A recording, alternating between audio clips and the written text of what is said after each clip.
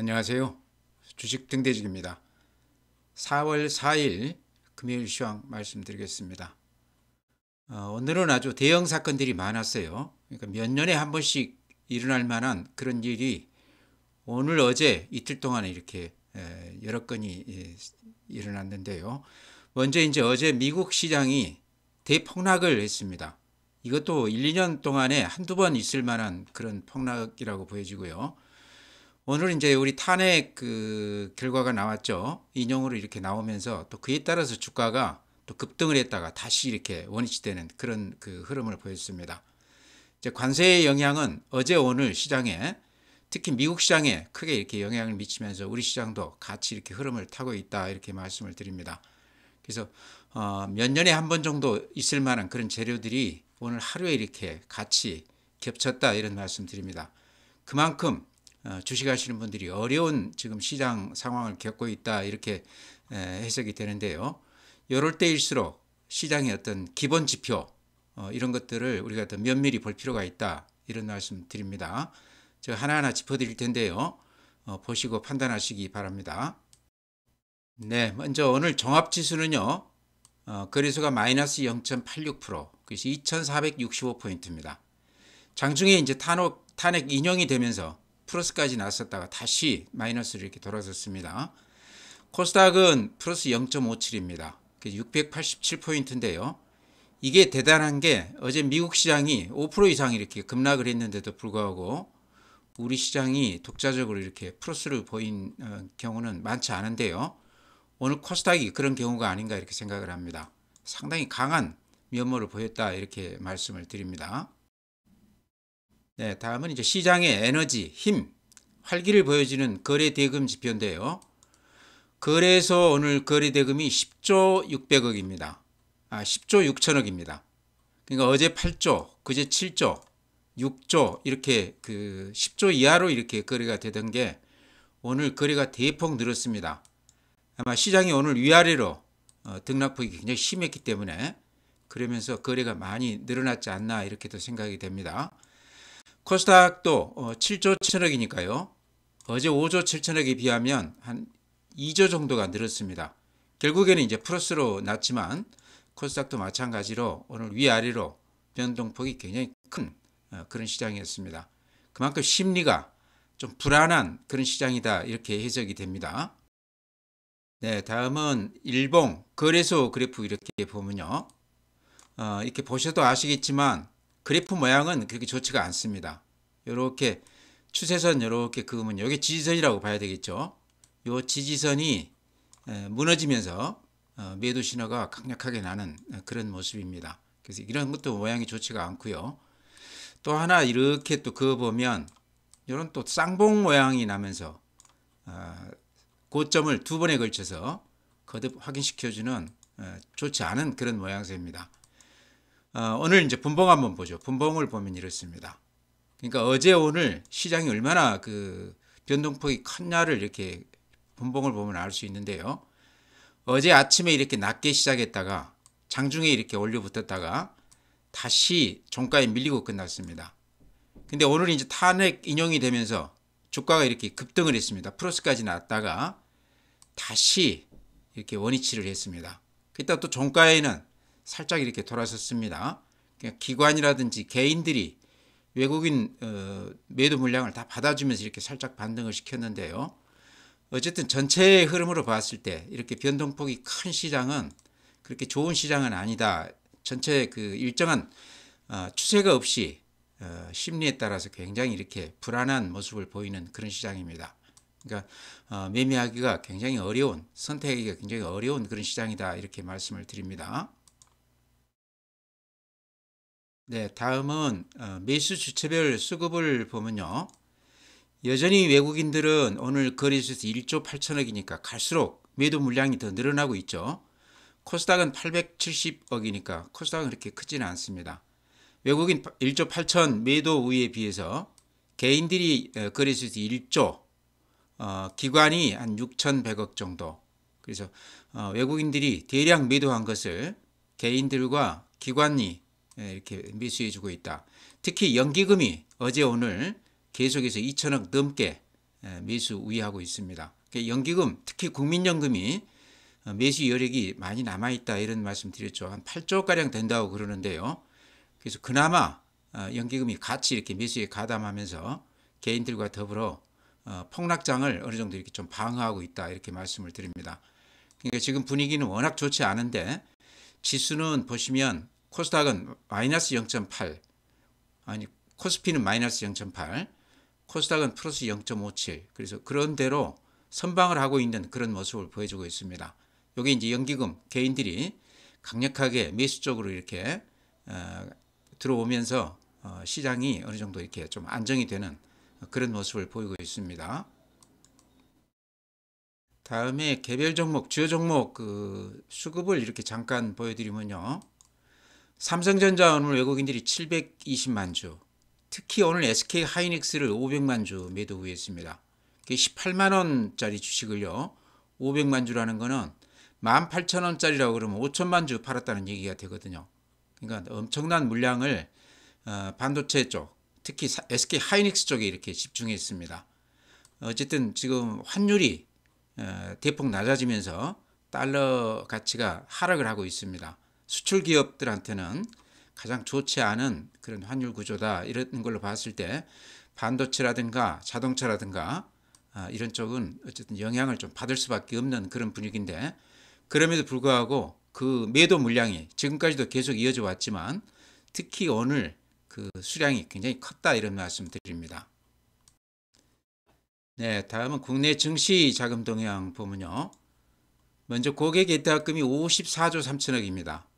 어제 59조, 그제 58조에 비했을 때 54조면 하루에 한 5조 정도가 빠져나갔어요. 요게 4월 2일자 잔고입니다.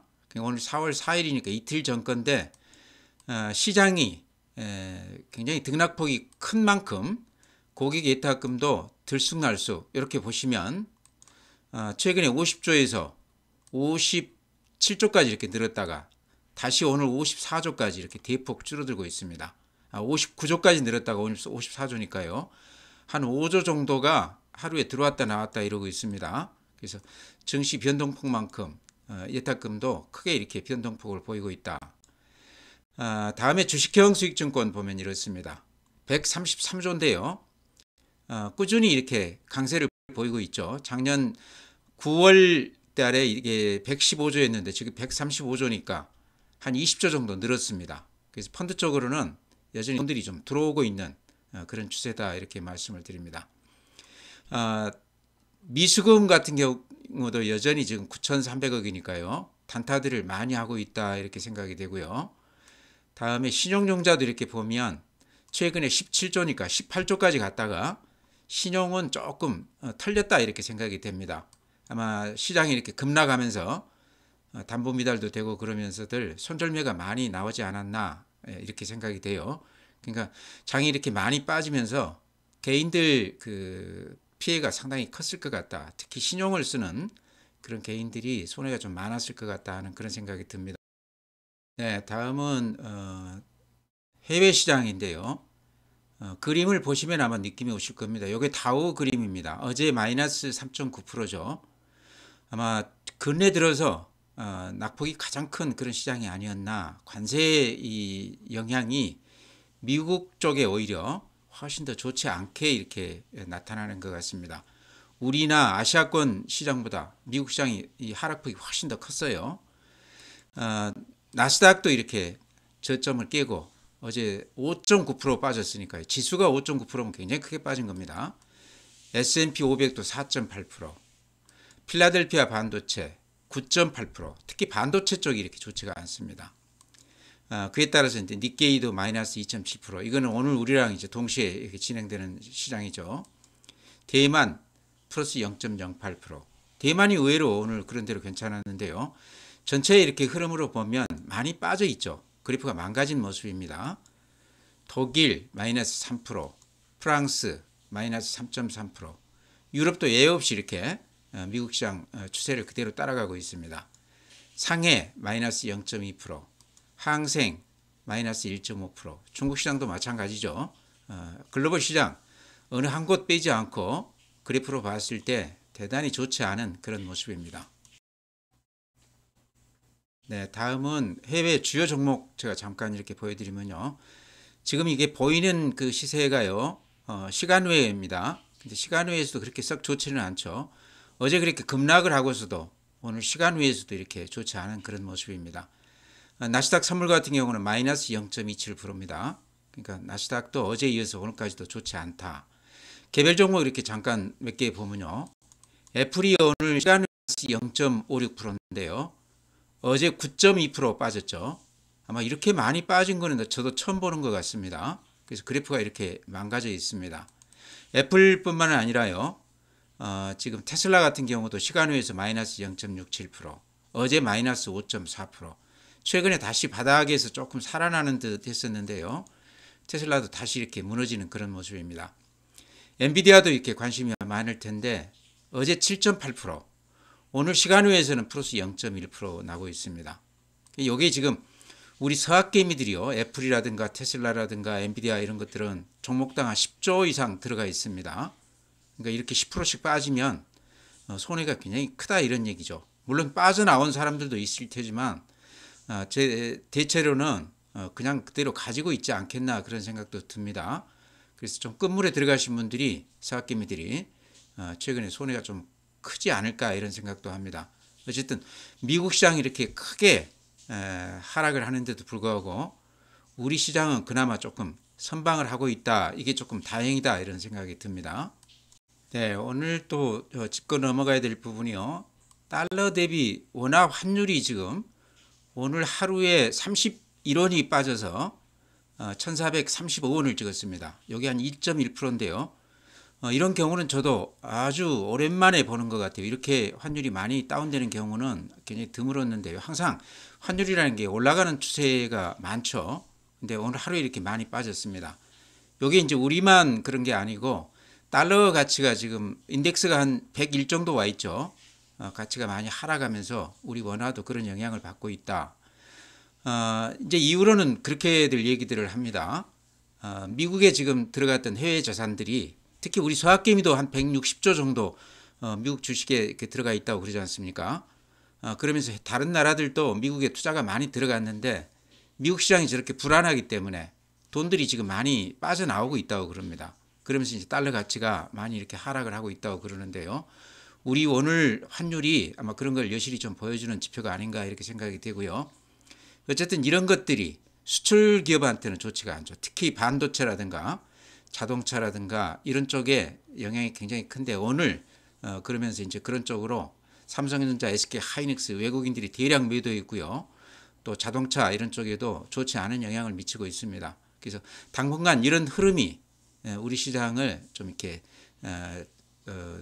좌우하지 않겠나 이런 생각이 들어요. 그래서 각별히 이 환율도 이제는 좀 챙겨봐야 되는 그런 시점이 아닌가 이렇게 생각을 합니다.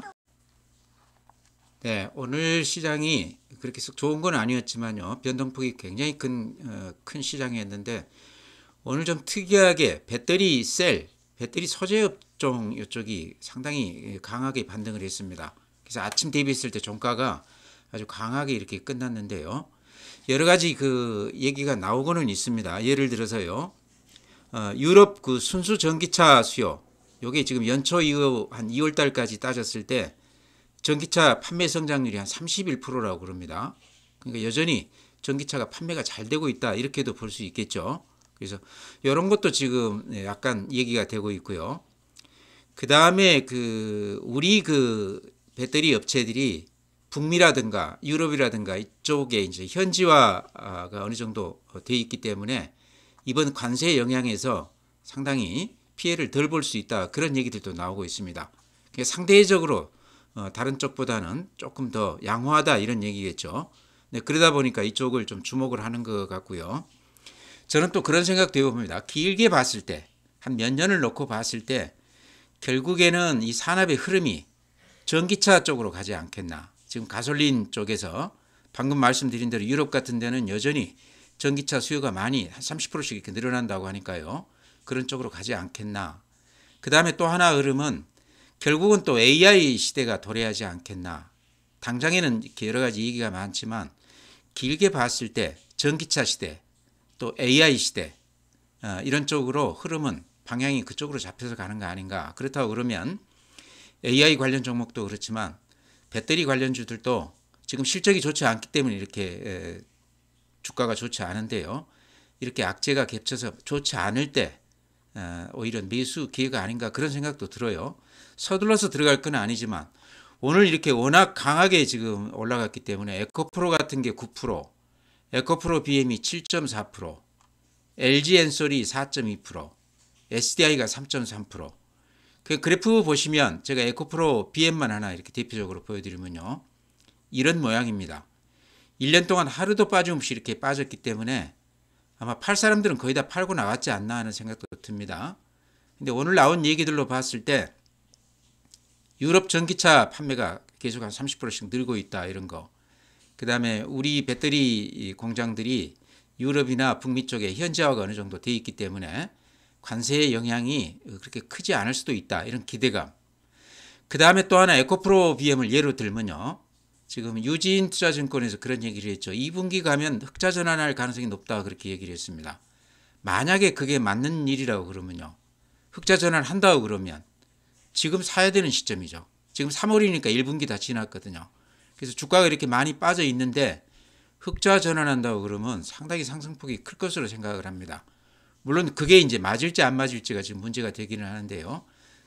여러 가지 얘기로 봤을 때 배터리 업체들도 이제는 악재가 어느 정도는 주가에 좀 반영이 되지 않았나 그런 생각도 듭니다. 그냥 당장에 이렇게 쫓아서 들어가기보다는 좀 조심스럽게 관찰할 필요는 있겠다 이런 생각은 듭니다. 그래서 아마 그런 매수세들이 오늘 이렇게 강하게 좀 들어오지 않았나. 오늘 시장이 좋지가 않은데 이쪽으로 이렇게 강하게 매수세가 몰려있기 때문에 제 생각을 말씀을 드렸습니다. 예, 다음에 CJ 대한통운 제가 언급을 드리다가 최근에 와서는 별로 말씀을 안 드렸는데요. 최근에 이제 주가가 전체 시장 흐름하고 이렇게 같이 흐름을 타면서 별로 재미가 없었습니다. 근데 오늘 7.3% 올라줬어요. 그래서 상당히 큰 폭 올랐기 때문에 이것도 조금 우리가 살펴봐야 된다. 그다지 그렇게 큰 특징은 없습니다. 근데 오늘 그 나온 뉴스 보니까요. CJ 대한통운 관련해서 지금 이제 금년 1분기죠. 1분기 실적이 좀 저조합니다. 이렇게 보시면 작년에만 해도 2분기 때 1,400억 영업이익, 2분기 때 3분기, 4분기가 1,400억, 1,500억 정도 되다가 금년 1분기가 지금 1,000억 정도로 대폭 이렇게 실적이 줄어드는 것으로 이렇게 나와 있습니다. 근데 이것 때문에 지금 주가가 좀 주춤했는데 2분기 이후에는 괜찮아질 것이다. 또 특히 연으로 따졌을 때 작년 영업이익 지금 5,300억 이렇게 나와 있고요. 금년에는 한 5,600억 정도 될 것으로 그렇게 예상하고 있습니다. 연으로 따졌을 때는 금년 실적이 그런 대로 괜찮을 것이다. 지금 알리 테무 물동량도 CJ 대한통운이 지금 어느 정도 거의 한 80% 정도를 CJ 대한통운이 담당할 것으로 그렇게 얘기가 되고 있습니다. 그런 걸로 봤을 때 이제는 CJ 대한통운도 좀 들어가 볼 만한 때가 아닌가. 실적만 이제 좀 뒷받침이 된다고 그러면요. 이렇게 보면 요 저점 지지선 여기에서 지금 양봉이 아주 길쭉하게 이렇게 났습니다. 아마 그래프 보고 들어온 것 같다 싶기도 한데요. 앞에 저점 부근에서 강력하게 이렇게 매수가 좀 들어왔는데 방금 말씀드린 대로 1분기 실적은 좀 저조하지만 그 이후에는 실적이 많이 기대가 된다. 그렇기 때문에 주가가 최근에 조정을 아주 깊이 받았기 때문에 어느 정도 좀 이제는 반등을 좀 기대해 볼 수 있겠다 이런 생각도 듭니다. 오늘 워낙 많이 올랐기 때문에요. 쫓아가는 것은 그렇고 내일이라도 조금 주춤하면 이것도 조금 관심 있게 봐야 되는 종목 같다 이래서 말씀을 드립니다. 네, 다음에는 덴티움도 제가 최근 들어서 자주 이렇게 언급드리는 종목인데요. 제가 바닥권에서 말씀을 드렸기 때문에 그때 아마 들어가신 분들은 지금 전체 시장은 좋지 않지만 수익률은 굉장히 좋았을 거로 생각을 합니다. 오늘도 한 700원 정도 올라줬는데요. 임플란트 관련해서 국내에서는 아마 오스템 다음 정도 또 중국에서 근한 매출액의 한 50% 이상 중국에서 달성하고 있습니다. 그래서 중국이 그 소비 시장에 굉장히 예민한 그런 업종인데요. 최근에 이제 한한령 해제 얘기도 나오고 그러면서 한중 관계가 많이 좋아지고 있습니다. 근데 그런 측면에서도 조금 기대할 만하다. 또 베트남 또 나머지 종목으로 국가들로도 판매처를 많이 이렇게 확대하고 있다고 그럽니다. 그런 쪽에서도 성장세를 우리가 조금 믿어도 된다 이런 말씀 드리고요. 어제 한 며칠 되죠. 어제가 아니고 행동주의 펀드 얼라인 파트너스에서 지분을 7.17% 확보를 해가지고 여기가 이제 단순 투자라기보다는 일반 투자라고 그럽니다. 그러니까 적극적으로 주주 활동을 하겠다. 그러니까 소액 주주들 권익을 위해서 활동을 하겠다. 말 그대로 이제 행동을 취하겠다 이런 얘기인데요. 아무래도 주가에 좋은 쪽으로 작용을 하겠죠. 그래서 덴티움이 그런 호재도 좀 안고 있다. 근데 가격을 보면 이때가 작년 6월 12만 원에서 5만 원까지 갔다가 반토막이 났다가 최근에 이렇게 살짝 돌아서는 그런 모습입니다. 그래서 가격이 아직도 7만 원대 오기는 왔다고 그러지만 예전 가격 비교했을 때 아직도 상당히 싼 편이다. 작년 실적이 약간 좀 저조하기는 했지만 절대적인 수치는 굉장히 좋은 편입니다. 특히 중국이나 베트남 이런 쪽은 이제 그 임플란트 시장이 이제 개화기입니다. 초기 시장이기 때문에 덴티움은 좀 길게 보고 이렇게 많이 빠졌을 때 들어갈 만한 그런 종목이다 이렇게도 말씀을 드립니다.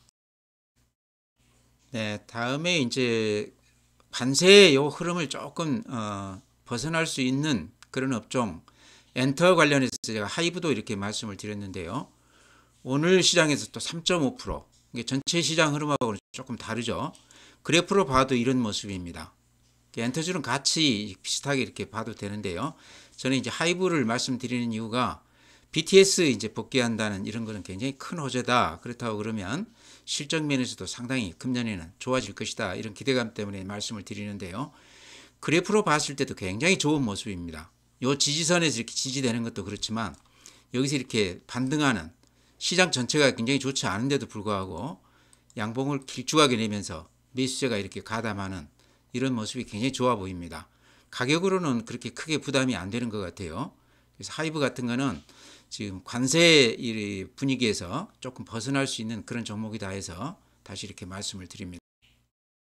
네, 더전 비전 가지신 분들 지금 많이들 마음고생하고 계실 텐데요. 제가 보기에는 이제는 인터넷 은행 관련해서 그 악재는 다 이렇게 해소가 된 것으로 생각이 됩니다. 이제 남은 것은 실적이 이제 좋으냐 나쁘냐 가지고 주가가 움직일 텐데 금년 실적은 상당히 기대가 됩니다. 여러 가지 또 신사업들을 하고 있죠. 인터넷 은행 안 한 거가 오히려 잘 됐다 그렇게 미래에셋 같은 데서는 얘기를 하고 있습니다. 본업에 충실한 것이 오히려 더 낫다. AI 관련해서 대표 종목으로 지금 언급될 만큼 기대감이 큰 그런 종목인데요. 인터넷 은행 관련해서 신청한다고 그랬다가 안 한다고 그랬다가 이렇게 주가가 변동폭이 굉장히 컸는데 이제는 다시 원위치가 됐습니다. 그래서 실적만으로 평가받는 그런 구간이 될 것이다 이렇게 생각하기 때문에요. 지금 가격은 가지고 계시다 그러면 팔아서는 안 되는 것 같고요. 안 가지고 계시다 그러면 좀 들어와도 되는 그런 지점이 아닌가 이렇게 말씀을 드립니다. 네, 마지막으로요. 오늘 이제 탄핵 선고가 됐기 때문에 정치 테마줄이 굉장히 부침이 심했는데요. 이런 종목들 이제 매매하시라 하기보다는 좀 흥미롭게 굉장히 재미있게 볼 수도 있는 그런 종목들 같아서요. 잠깐 이렇게 소개를 드리면 이재명 테마주들은 오히려 오늘 많이 빠졌습니다. 그동안에 많이 올랐기 때문에요. 안동이 같은 이제 그 본사가 있다고 그래서 동신건설이 그동안에 많이 올랐다가 오늘은 한 12% 빠졌고요. 그 다음에 흥미로운 게 한나라당 그 지금 후보들 예를 들어서 대상홀딩스는 이제 이정재 그 배우 관련 종목이다 해서 대상홀딩스 같은 동창이다 그래서 얘기가 되는데 오늘 13% 올랐습니다. 좀 흥미롭죠. 평화홀딩스는 또 김문수 장관 여기 또 오늘 상한가 찍었어요. 그래서 지금 현재 지지율은 그렇게 높지 않은데 주가는 굉장히 강한 모습을 보였습니다. 삼보산업은 이준석 대표, 경남스틸도 오늘 상한가를 찍었는데 여기는 또 홍준표 그 대구시장하고 친분이 있다 그래서 오늘 이렇게 강한 모습을 보였습니다. 이런 종목은 조금 조심스럽게 해야 된다 이런 말씀은 드리지만요. 또 재미삼아 또 보기에는 굉장히 좋은 주식이다. 그래서 넣어놓고 이렇게 보시면 또 최근 정치 관련해서 같이 이렇게 흐름을 읽을 수 있는 그런 계기가 되지 않을까 해서 이렇게 말씀을 드렸습니다. 네, 종목은 그렇게 말씀드리고요. 최근 시장은 몇 년 동안에 일어날 수 있을 만한 그런 큰 사건들이 하루 이틀에 그냥 대게 이렇게 일어나고 있습니다. 미국 증시 폭락도 이게 몇 년 만에 한 번씩 일어날 수 있는 대폭락이고요. 탄핵 같은 경우도 아주 보기 드문 그런 경우죠. 그래서 오늘 그 판결이 났었고, 또 트럼프 관세도 이렇게까지 아주 파격적으로 관세를 책정하는 경우도 아마 없었을 것 같아요. 근데 그런 것도 지금 이렇게 일어나고 있고, 공매도 지금 재개 같은 것도 굉장히 수급에서는 중요한 사건인데요. 그런 것들이 묻힐 만큼 대형 지금 호재 악재들이 이렇게 연달아 터지고 있습니다. 그럼에도 제가 보기에는 우리 시장은 선방을 하고 있다. 가장 큰 이유는 연기금이 매수 여력이 굉장히 크다. 특히 국민연금이 한 8조가량 매수 여력이 있다. 이런 얘기가 나오고 있고요. 그러면서 계속 오늘도 한 2천억 넘게 매수 의해졌죠. 그 다음에 증시 주변을 둘러싼 주변 증시, 그러니까 증시 대기자금이라고 볼 수 있는 MMF라든가 이런 쪽이 자금이 굉장히 풍부합니다. 그러면서 개인들이 매수를 강하게 해주면서 외국인들 매도 물량을 다 받아주고 있습니다. 수급만 놓고 봤을 때는 해외 시장하고는 달리 우리 시장은 그런 대로 잘 버티고 있다, 선방하고 있다 이런 생각이 들어요. 그래서 지금 시장은 쉽게 팔아서도 안 되는 시장이지만 또 쉽게 들어가서도 안 되는 시장이다. 조금 조심스럽게 확인을 하고 매매를 해야 되는 그런 시장이다 이런 말씀 드립니다. 아마 이런 여러 가지 재료들이 아마 며칠 있으면 어느 정도 좀 가닥이 잡힐 것이다 이런 생각은 드는데요. 아직까지는 굉장히 불투명한 굉장히 유동적인 그런 재료들이 아닌가 이렇게 생각을 합니다. 그래서 시장을 조금 조심스럽게 대하자 이렇게 말씀드리면서요. 오늘 시장 마치겠습니다. 또 내일 뵙도록 하겠습니다.